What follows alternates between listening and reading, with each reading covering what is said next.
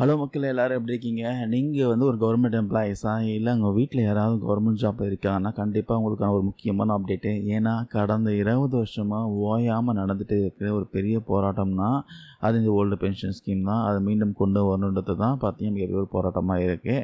இப்போ தமிழ்நாட்டில் சிபிஎஸ் இடத்துல இருக்கிற அரசு ஊழியர்களுக்கும் குறிப்பாக ஓய்வு பெற்றவர்களுக்கும் சீக்கிரமாகவே ஒரு நல்ல அப்டேட் வரப்போதுன்னு சொல்லியிருக்காங்க. அது என்ன தீர்வு, யாருக்கெல்லாம் இடைக்கால பென்ஷன் வந்து கிடைக்க போகுது, அரசு என்ன சொல்லியிருக்காங்க, வாங்க இந்த வீடியோவில் ரொம்ப சிம்பிளாக டீட்டெயிலாக பார்க்கலாம். முதல்ல இந்த பென்ஷன் பிரச்சனை என்னென்னு ஒரு சின்ன ஒரு பேக்ரவுண்ட் பார்த்தலாம். 2003ஆம் ஆண்டு ஏப்ரல் 1ஆம் தேதி மற்றும் அதுக்கப்புறமா கவர்மெண்ட் ஜாபில் சேர்ந்த அரசு ஊழியர்கள், ஆசிரியர்கள் எல்லாரும் பங்களிப்புடன் கூடிய புதிய பென்ஷன் திட்டத்தில் சேர்க்கப்பட்டிருக்காங்க. ஆனால் இந்த புதிய பென்ஷன் திட்டத்தை ரத்து செஞ்சுட்டு ஓல்டு பென்ஷன் ஸ்கீம் மறுபடியும் அமல்படுத்தணுன்ட்டு பல வருஷமாக கவர்மெண்ட் எம்ப்ளாயீஸ், ஆசிரியர்களும் தொடர்ந்து ஒரு 20 வருஷத்துக்கு மேலே பல கட்ட போராட்டங்கள் நடத்திட்டு வராங்க.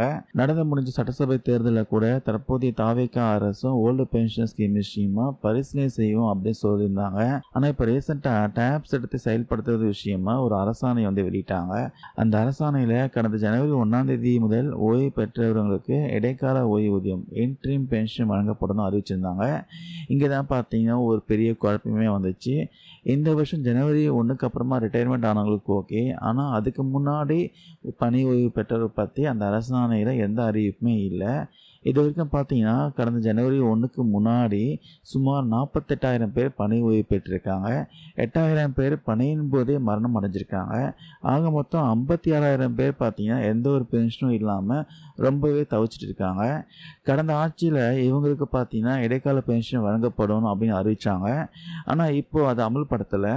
இந்த அரசு எந்த ஒரு அறிவிப்பும் வெளியிடலையேன்ட்டு இவங்களுக்கு மிகப்பெரிய ஒரு வருத்தமாக இருக்குது. இந்த கோரிக்கையை வலியுறுத்தி, அதாவது ஜனவரி 1க்கு முன்பு ஓய்வு பெற்றவர்களுக்கும் இடைக்கால பென்ஷன் வழங்கணும்னு சொல்லி சென்னை சிவானந்த சாலையில் நேற்று ஒரு பெரிய காத்திருப்பு போராட்டம் நடத்தினாங்க. போராட்டம் தீவிரமானதும் தமிழக அரசிடமிருந்து பேச்சுவார்த்தைக்கு அழைப்பு வந்துச்சு.